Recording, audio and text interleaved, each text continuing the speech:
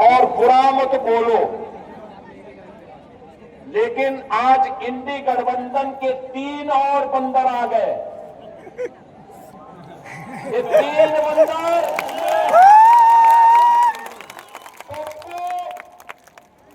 पप्पू और अप्पू के नाम पर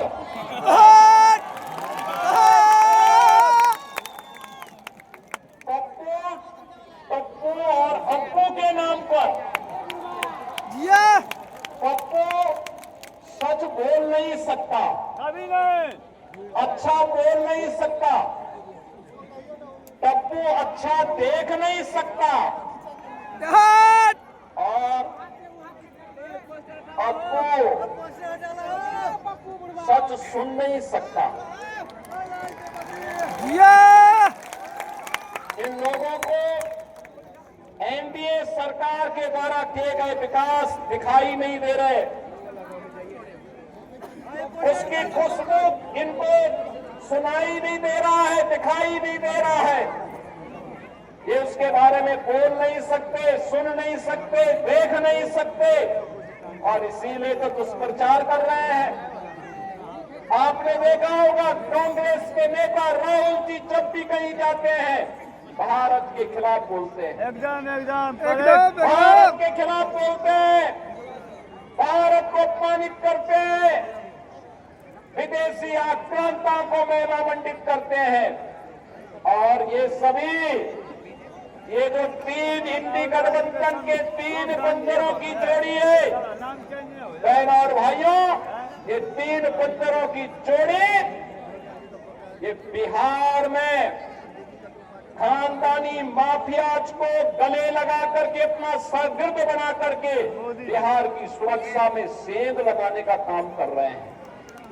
बिहार की सुरक्षा, घुसपैठियों को बिहार की धरती में घुसा करके बिहार की सुरक्षा में सेंध लगाना। क्या हुआ था आरजेडी की सरकार के समय, क्या हुआ था आरजेडी की सरकार के समय?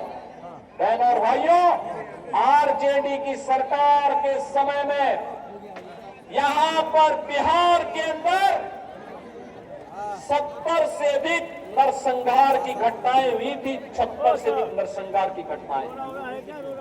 इन्होंने जातीय संगठन खड़े किए थे, बिहार में जाति को जाति से लड़ाते थे, पर्व और त्योहार नहीं होने देते थे, बेटी असुरक्षित, व्यापारी असुरक्षित, नौजवान के जीवन के साथ खिलवाड़, कट्टा बंदूक लेकर के बिहार की पूरी व्यवस्था को इन्होंने धूमिल करने का काम किया था।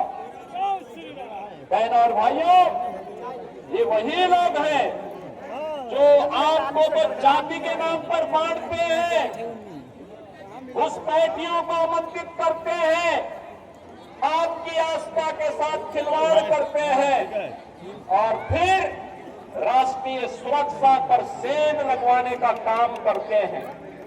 बहनों और भाइयों, मैं आज आप सबसे ये कहने के लिए आया हूं, एक केवटी विधानसभा क्षेत्र आपने देखा होगा, यहां पर से अशोक यादव विधायक रहे हो या फिर आज यहाँ पर भारतीय जनता पार्टी के मुरारी मोहन झा जिंदाबाद वर्तमान विधायक के रूप में अब यहाँ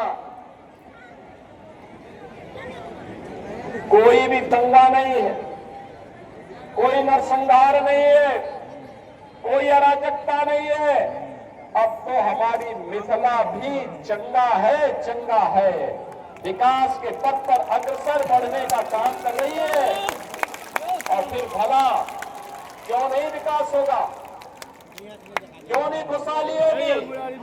ये भरा तो बहुत महत्वपूर्ण है। बहनों भाइयों, ये धरती इतनी महत्वपूर्ण, इतनी पवित्र धरती है। ये धरती, यहाँ पर हम लोग जब मैथिल कवि कोकिल विद्यापति की बात सुनते हैं तो हमें स्वाभाविक रूप से इस धरा का स्मरण हो आता है। बहनों और भाइयों, महाराज कामेश्वर सिंह, जिनके शासन में संगीत, शिक्षा, कला और संस्कृत विद्या विद्या के प्रचार प्रसार के लिए कार्य हुआ। ये धरती उनकी पावन धरा है। हिंदुस्तानी शास्त्रीय संगीत की एक विशिष्ट विधा है दरभंगा घराना, ध्रुपद शैली। इसका जन्म भी इसी दरभंगा में हुआ है। और यही नहीं, मैथिली भोजपुरी संस्कृति के छठ पर्व को पहचान दिलाने वाली